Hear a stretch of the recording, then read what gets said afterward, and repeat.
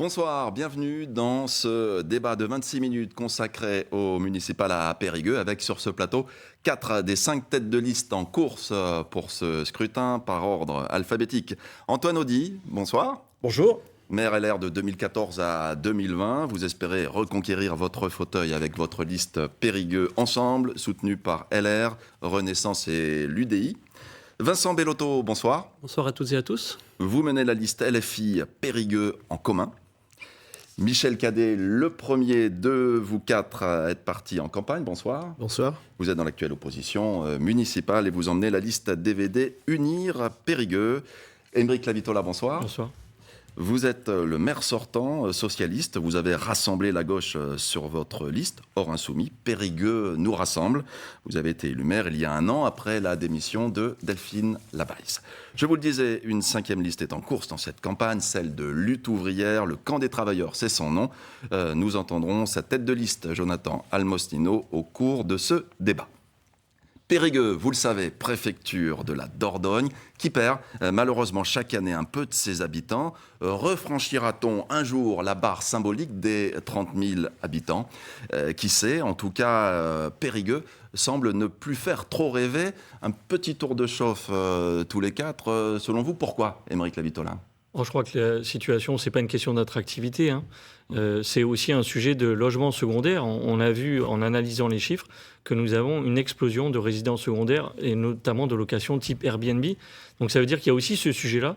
Comment on fait en sorte d'avoir une ville qui permette de se loger dignement, et il y a à reconstruire la ville sur la ville, d'avoir aussi du logement neuf pouvant accueillir des familles, mais aussi il y a ce sujet-là qui est nouveau et qui prouve plutôt l'attractivité, comme les villes du littoral qui y font face. Et je crois que là-dessus, il faudra se positionner à l'avenir pour faire en sorte qu'il y ait un juste équilibre entre accueillir celles et ceux qui veulent découvrir la ville et faire en sorte que celles et ceux qui habitent puissent se loger comme il faut. Trop de touristes? Trop de résidences secondaires, selon vous? Non, je pense que quand une ville perd de ses habitants, on ne peut pas dire que ce soit grâce à son attractivité. Je ne suis pas tout à fait d'accord avec l'analyse de monsieur Lavitola. Oui, nous avons perdu de l'attractivité, mais parce que nous avons perdu surtout de la facilité à vivre à Périgueux. C'est-à-dire que quand vous avez une ville qui est moins propre, moins sûre et moins facile à circuler, moins facile à vivre, vous perdez les habitants. Vous avez fait le sommaire de ce débat. Merci, monsieur Audy. Michel Cadet, un petit mot. Eh bien, donc, la ville perd des habitants parce qu'il y a aussi une perte de pouvoir d'achat, que le logement représente une part importante dans le pouvoir d'achat d'une famille. On a 2500 logements vacants à Périgueux, mais ils sont souvent très consommateurs d'énergie et ils sont énergivores. Et donc, il va falloir rénover notre parc d'habitat si on veut garder nos familles sur Périgueux. Vincent Bellotto. Oui, évidemment que c'est lié aux difficultés financières. Vous ne donnez pas les chiffres, Monsieur Bowie, mais c'était une véritable saignée qui est apparue à Périgueux. Et 12% de chômeurs. Exactement, et notamment la perte des habitants, c'est totalement inédit. Périgueux dégringole, effectivement. Les montants des loyers font que, comme le disait Monsieur Cadet, actuellement, ça pèse pour 28% dans les revenus des foyers, dans les charges. On est passé de 14 à 28. Donc effectivement, encore une fois, un maire peut agir et il faut aller vers une forme d'encadrement des loyers. Les personnes en demande de logement social, je rappelle qu'il y a 2000 personnes en attente à Périgueux, c'est absolument considérable. L'État a mis à mal le parc de logement social sous la politique macroniste. Il faut absolument redévelopper et redonner une dynamisation à l'offre locative à Périgueux. Alors, pour qu'une ville soit attractive, messieurs, il faut qu'on s'y sente bien et en sécurité. Un des sujets de préoccupation majeurs pour les électeurs dans ce scrutin. Michel Cadet, votre constat est sévère. Vous parlez d'une insécurité persistante. C'est votre priorité numéro 1, dites-vous, sur votre programme. Des 18 premiers mois, si vous êtes élu, vous souhaitez 10 policiers municipaux de plus. C'est si grave que ça, docteur ? On voit bien qu'il y a des incivilités qui sont croissantes, on voit bien qu'il y a de plus en plus de points de deal. Les violences intrafamiliales sont aussi en augmentation. Certaines autres problématiques sont en baisse, mais oui, c'est la première des préoccupations que nous ont remontées les habitants au travers de toutes nos réunions de quartier. La première, quelle que soit la thématique qu'on abordait, c'était d'abord... Pardon ? Ils ont pas ? C'est plus qu'une sensation d'avoir peur. Ce sont des commerçantes qui débauchent 5 minutes plus tôt pour aller au parking souterrain à plusieurs, pour ne pas se retrouver confrontées à des demandes insistantes lorsqu'elles rentrent dans le parking. Ce sont des personnes âgées qui ne vont pas à la deuxième séance de cinéma du 23h parce qu'elles se disent qu'elles vont avoir des difficultés pour rentrer. Ils ont peur, mais ce n'est pas un sentiment d'insécurité. Il y a un réel changement dans l'habitat de Périgueux, dans l'animation de nos rues la nuit. Il y a un vrai problème nocturne, notamment, et l'éclairage y contribue. Ok. Monsieur Lavitola, oui, vous préconisez deux policiers municipaux de plus? Oui, alors déjà, moi, je dirais suffit que la première insécurité, elle est sociale dans ce pays. Notamment à Périgueux, je donnerai qu'un chiffre. 3 familles monoparentales sur 4 ne peuvent pas faire face à une dépense de 250 €. Après, sur la question de la tranquillité publique, moi, je suis assez simple. Pour moi, il n'y a pas d'angélisme, pas de fantasme. Je crois qu'il ne faut pas se comparer à des grandes agglomérations où il y a une violence exacerbée. Nous n'en sommes pas là. Mais il n'y a pas d'angélisme non plus en disant qu'il n'y a aucun problème. Et j'entends la montée de ce sentiment d'insécurité. Pas toujours corrélé avec les chiffres qui me parviennent de la part des services de l'État, mais il faut agir. Et c'est pour ça que je propose le renforcement de notre police municipale de 2 postes, puisque ça permettra de créer une nouvelle brigade, puisque les missions aussi se sont ajoutées. Notre police municipale agit sur le stationnement, sur le contrôle des poids lourds, sur le contrôle désormais des trottinettes, sur tout un tas d'aspects. Donc il faut renforcer notre police municipale. Mais il faut être aussi en capacité de déployer de nouveaux outils qui permettent de sécuriser notre ville. C'est notamment, je crois, une nécessité d'avoir un plan municipal de prévention sur les violences sexistes et sexuelles pour effectivement faire en sorte que chacune et chacun puisse se balader en toute sécurité dans notre ville. Et j'y ajouterai des caméras piétons, mais ça vient d'être voté au conseil municipal pour nos policiers municipaux. Combien de vidéoprotection? Une cinquantaine de caméras? On a une cinquantaine de caméras, effectivement, avec un redéploiement, puisqu'on a travaillé au redéploiement dans la ville des caméras, pour qu'elles soient au bon endroit, pour bien visualiser les problèmes éventuels. Je vous ai vu faire une dénégation de la tête. Les caméras, ça vous plaît pas, M. Bellotto? C'est pas que ça me plaît pas, c'est que j'invite tout le monde à lire les rapports officiels qui existent. J'en ai déjà parlé. Il existe un grand scientifique en France qui s'appelle Gabriel Morgan. Et il dit que ça marche pas.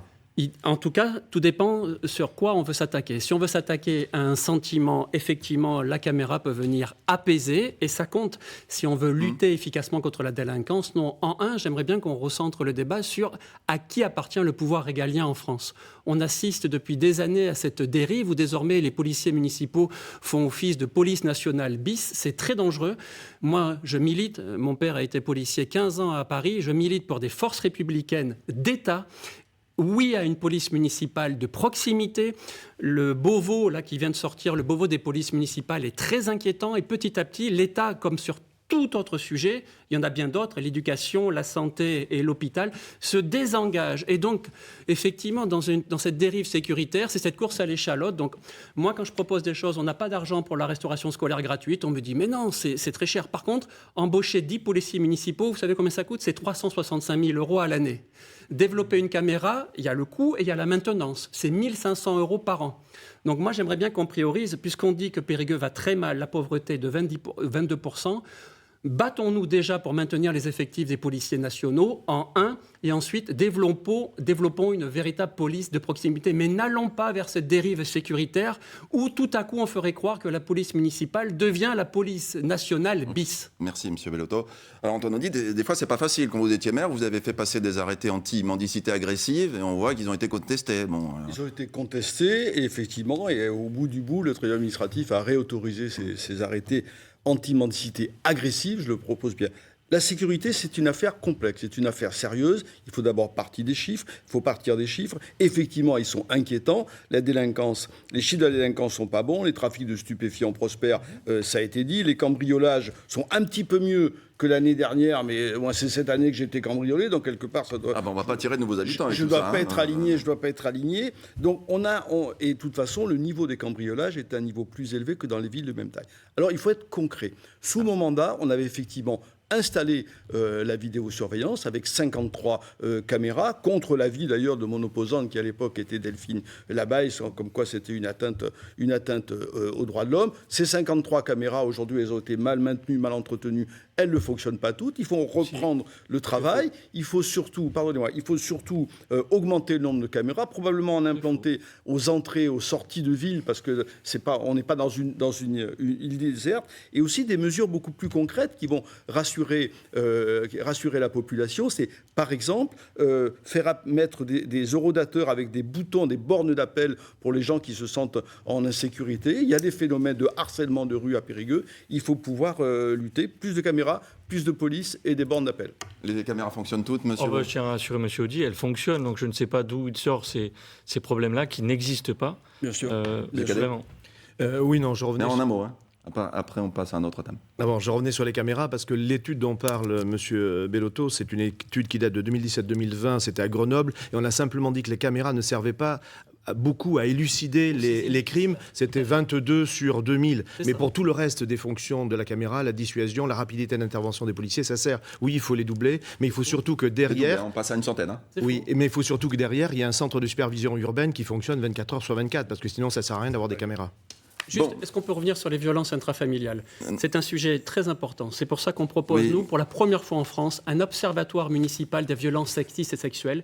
Et pour la première fois, la liste Périgueux en commun se portera à chaque fois qu'une plaignante le souhaite, partie civile en cas d'agression pour mettre les moyens financiers et juridiques au service des femmes victimes de violences. Merci. La propreté, c'est aussi l'attractivité et d'un cadre de vie quand même assez agréable. Je n'ai jamais vu ma ville aussi crade. Nous confiait récemment un habitant. Alors, on ne va pas refaire le débat, je vous rassure tout de suite, du dossier des poubelles, puisque depuis 2023, les Périgourdins le connaissent par cœur. Des points d'apport volontaires, une double peine, ça ne coûte pas moins cher et il n'y a plus de porte-à-porte. Alors, si vous êtes élu demain maire de Périgueux, concrètement, qu'est-ce que vous pouvez faire d'efficace pour remédier à ces 15 tonnes de déchets semaine déversés sur les trottoirs de la ville? Monsieur Bellotto, vous réclamez un moratoire.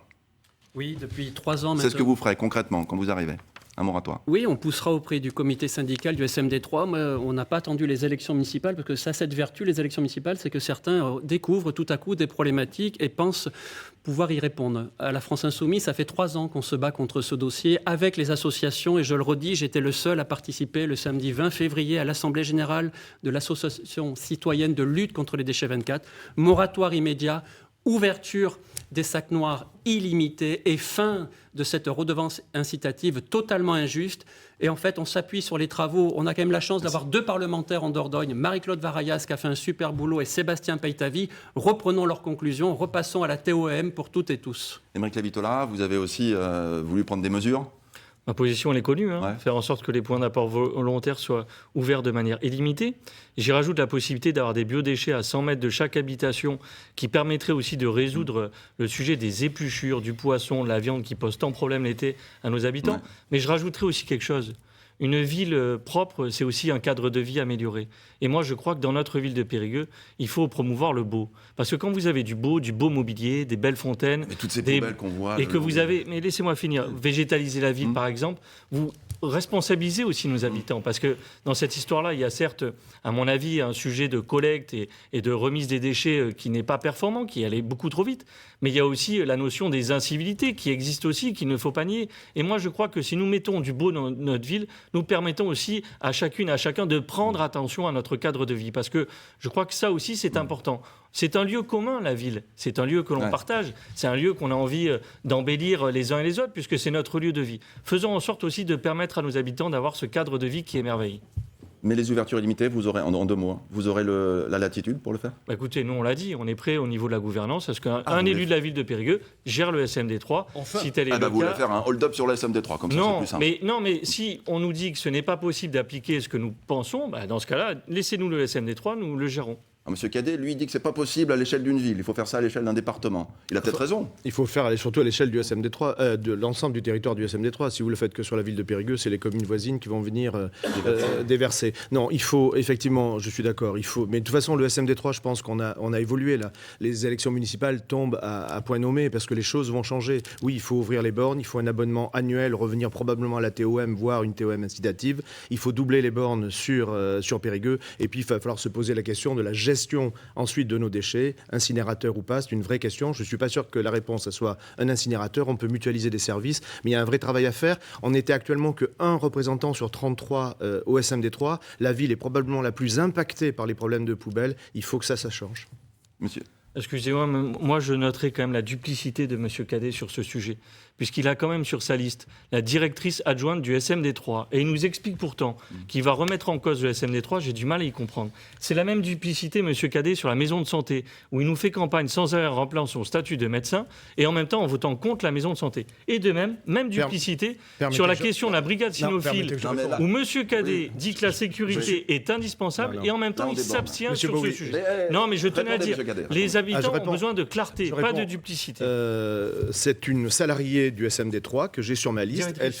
Oui, mais salariée, elle fait le travail que lui confient les élus, et en l'occurrence 33 élus qui lui demandent de faire un travail. Elle le fait tel qu'on lui demande de le faire. C'est évidemment pas la mission qu'elle aura de s'occuper du SMD3 dans ma liste. C'est une personne compétente, donc je n'ai aucun problème par rapport à ça. Et de stigmatiser, comme le fait Monsieur Lavitola, ma position sur le centre médical, non, mais il faut être sérieux. Bien sûr qu'il faut des médecins sur... Je suis contre votre projet.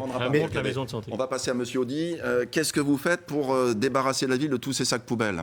Bientôt c'est l'été, il y aura les odeurs. Je voudrais repréciser l'ambiguïté qui a été soulevée par Émeric Lavitola.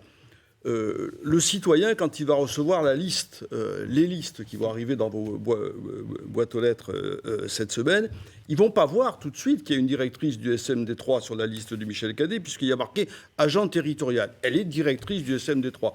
En dehors du fait que ça pose probablement des sujets d'incompatibilité, je trouve que c'est une façon un peu particulière que de combattre le SMD3. Aucun sujet d'incompatibilité, ça a été vérifié au niveau ministériel. Écoutez, et j'en ai d'autres qui travaillent dans des collectivités. Allez-y, monsieur Audy. Là, il s'agit du SMD3. Pourquoi vous n'avez pas marqué SMD3 ? Ça aurait été plus transparent, c'est tout. Ou c'est bien ou c'est pas bien. Mais on ne peut pas à la fois combattre le SMD3 et prendre une des directrices du SMD3. Pourquoi concrètement les mesures pour les périgeux ?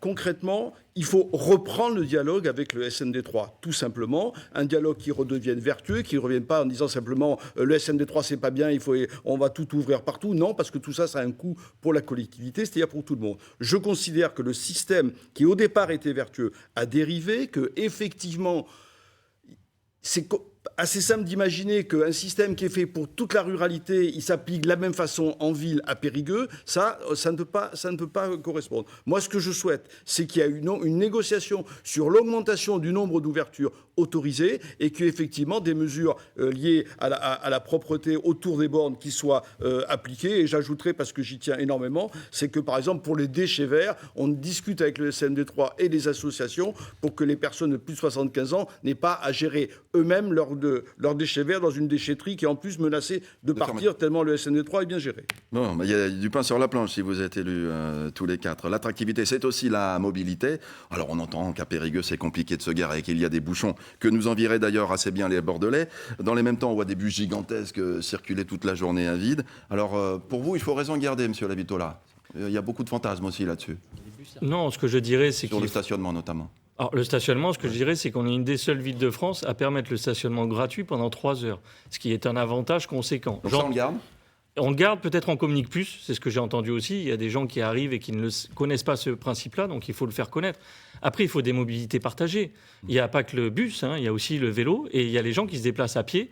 Et à voiture, moi, je n'oppose pas les uns les autres. Après, ce que je crois, c'est qu'effectivement, il faut des petites navettes électriques gratuites qui puissent rentrer, y compris dans le cœur de ville. Ça peut être plusieurs à le proposer. Et que la question des tarifs se pose aussi. Il faut une tarification solidaire avec des tranches de gratuité. Je crois que c'est un enjeu aussi pour pousser au transport collectif, parce que, je le dis, le matin, quand nous voyons des lycéens, des lycéennes dans le bus, si ils ou elles étaient en voiture, ça sera encore plus de voitures qui rentreraient dans notre ville. Donc il faut aussi penser l'entrée de ville et la sortie de notre commune. Alors très rapidement, si on veut faire les 1 minute pour convaincre à la fin. Alors Antoine Audy, j'ai entendu que vous vouliez, si vous étiez élu, aller démonter les panneaux de signalisation.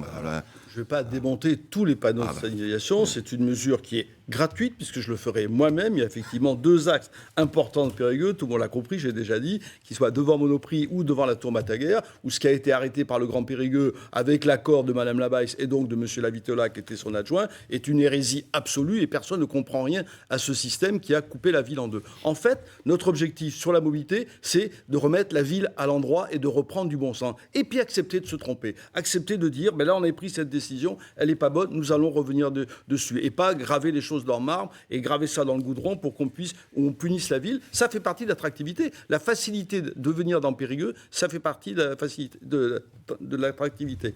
Sur le stationnement, vite, juste un petit mot, très très bref, il faut réfléchir tous ensemble au fait que les automobiles ont changé de gabarit. Et qu'entre une Renault 5 il y a 30 ans et une Clio d'aujourd'hui, il y a 30 cm de plus en largeur et en longueur. Comment on fait? On garde les mêmes lignes, on ne peut pas se garer? Non, il faut aussi repenser ça. Michel Cadet? Non, mais la fluidité, ça passe aussi par un parking place Mauvard, parce que je pense que si on capte le flux de voitures qui viennent de l'est de Périgueux et des 2 entrées d'autoroute, ça permet d'alléger la circulation en ville. Et puis, pardon, il faut arrêter de stigmatiser les voitures. Quand vous avez un bus qui s'arrête dans une file active et que les voitures sont bloquées derrière, il y a une problématique. Et c'est encore plus rageant quand le bus est vide, parce que vous savez que nous avons des bus essentiellement scolaires. 75% des personnes qui sont dans les bus sont des jeunes de moins de 20 ans. Et dernier point sur la gratuité, le ticket que vous payez pour monter dans le bus représente 10% du coût de Péribus. Donc finalement, on a un bus qui n'est pas très cher. Et je ne suis pas sûr que ça soit la gratuité, parce qu'il y a jamais, ça n'existe jamais la gratuité. Les 3 heures de gratuité, c'est les habitants qui l'ont payé pour nos visiteurs. Monsieur Bellotto, vous, c'est le vélo. On en parle à chaque élection, on en voit un tout petit peu plus, mais c'est pas la Vélorussion. Si, justement, on s'appuie sur l'expertise, comme sur chaque dossier. Les élus ne sont pas omniscients, ça se saurait, surtout après le mandat passé. Et donc, effectivement, les mobilités, comme tous les sujets, c'est une question de volonté politique. Donc, nous, on ne tergiverse pas, il n'y a pas une histoire de tranche de gratuité. Pour nous, c'est un droit fondamental. Donc, gratuité du transport en commun, on n'invente pas l'eau chaude, ça existe ailleurs. Le coût... La recette billetterie, c'est 900 000 €. Je pense qu'on est largement capable de les trouver. Ensuite, la réfection de la voirie, évidemment. Je me balade qu'à vélo, je fais tous mes déplacements à vélo. Et encore une fois, j'habite à Saint-Georges et les routes sont dans un état... C'est pas que la faute du maire socialiste sortant, ça a été totalement... c'est des sujets qui sont pas très porteurs parce qu'on n'inaugure pas une rue, alors on met pas de l'argent. Et puis un jour arrive où la maintenance de la voirie fait que c'est totalement catastrophique avec des crevasses. Donc, mise en place d'un grand plan vélant, sécurisation des cheminements piétons, soutien au covoiturage.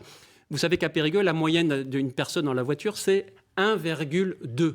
À 1,4 personnes par véhicule, il n'y a plus de bouchons à Périgueux. Et enfin, 0 €, une mesure qui est toute simple. Afin d'éviter les bouchons interminables de la circulation, on propose à titre expérimental, en concertation avec les lycées et les collèges... Une sortie différenciée. Effectivement, voilà. Ça existe ailleurs en France, des débuts de cours et des sorties de cours décalés. Très bien, messieurs. On arrive déjà au terme de ce débat. Après tirage au sort, vous avez chacun 45 secondes pour convaincre, pas une seconde de plus. On commence par l'ordre inverse des présentations. C'est à vous, Aymeric Lavitola. Pourquoi faut-il voter pour vous ? Écoutez, pour une vision, moi je propose que dès le début du mandat, on travaille sur Périgueux 2050 pour se projeter sur l'avenir. Et puis aussi, se projeter, c'est agir tout de suite. Agir tout de suite sur la question de la santé, pour créer une maison de santé municipale pour accueillir de nouveaux médecins. Agir sur une rue Jardin à l'entrée de notre cœur historique au niveau de la place Montaigne dont nous avons besoin. Et puis rénover aussi notre théâtre qui doit être un facteur d'attractivité culturelle. Et je sais que des gens viennent à Périgueux parce que nous avons un beau théâtre avec une belle programmation. Donc voilà les enjeux parmi les 130 propositions sur lesquelles j'invite les Périgourdins et Périgourdines à nous soutenir. Michel Cadet ?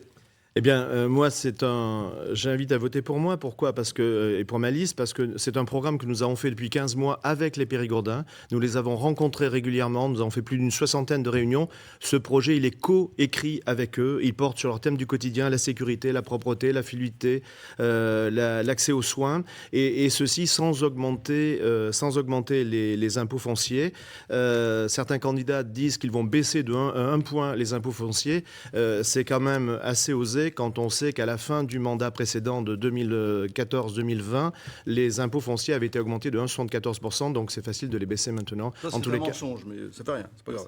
On a l'habitude. Ça fait 2 fois, Antoine, que vous me parlez de mensonges. Absolument. Les deux sont complètement erronés et c'est même assez méprisant de dire ça dans un moment contraint où on n'a pas le temps de s'expliquer. Je persiste. Allez, Antoine Audis, c'est à vous. Le 15 mars, les Périgourdins, je m'adresse à eux, vous allez exprimer un vote décisif pour Périgueux. Dans un contexte extérieur qui est inquiétant, tout l'enjeu est de confier notre avenir commun à une équipe rassurante, ouverte, composée de femmes et d'hommes expérimentés. Notre liste, qui est une alliance de la droite et du centre, propose un programme sérieux, au service de votre quotidien, pour une ville plus sûre, plus propre, plus attractive, plus facile à vivre. Aujourd'hui et demain, il faudra rassembler et non diviser. Il faut parler à chacun, faire œuvre utile pour tous, avec vous et pour vous, avec votre fidélité et votre confiance. Nous sommes déjà prêts. Dès le 15 mars, vous ferez gagner Périgueux en votant pour Périgueux Ensemble. Vincent Bellotto, 45 secondes, vite. Oui, voter Périgueux en commun pour 2 grandes raisons. 1, la qualité programmatique. J'invite toutes celles et tous ceux qui ne l'ont pas encore fait à lire notre programme. Notre programme est le plus démocratique, avec le référendum d'initiative citoyenne, le plus écologiste pour une ville bioclimatique, le plus féministe, avec pour la première fois en France un observatoire municipal des violences sexistes et sexuelles, et le plus solidaire. C'est une gauche de combat et de rupture. Deuxième raison, le sens des responsabilités. Lorsque M. Lavitola déclare qu'au second tour, à gauche, il n'y aura pas de discussion avec la liste France Insoumise, c'est la défaite assurée de la gauche à Périgueux. Le seul vote utile, si vous voulez conserver la ville à gauche, c'est le vote pour Périgueux en commun. On va écouter le candidat de Lutte ouvrière, Jonathan Almos-Nino, qui nous explique pourquoi il est aussi dans la course à ces municipales. On est une force immense. On est des milliers dans cette ville, on est des millions dans le pays, on est des milliards à l'échelle du monde. On fait tout fonctionner dans la société. Et ça devrait être à nous de diriger la ville, le pays et le monde. Il faudrait qu'on dirige cette société. Et nous, ce qu'on pense, c'est même dans les conseils municipaux, s'il y avait des élus lutte ouvrière, le camp des travailleurs, ils pourraient se faire les porte-voix, les yeux et les oreilles des travailleurs dans ces conseils municipaux et défendre leurs intérêts, mais en lien aussi avec les mobilisations des travailleurs. Messieurs, merci d'avoir accepté notre invitation à débattre. Place maintenant à un autre débat avec les candidats de Mont-de-Marsan réunis autour de Nicolas Morin.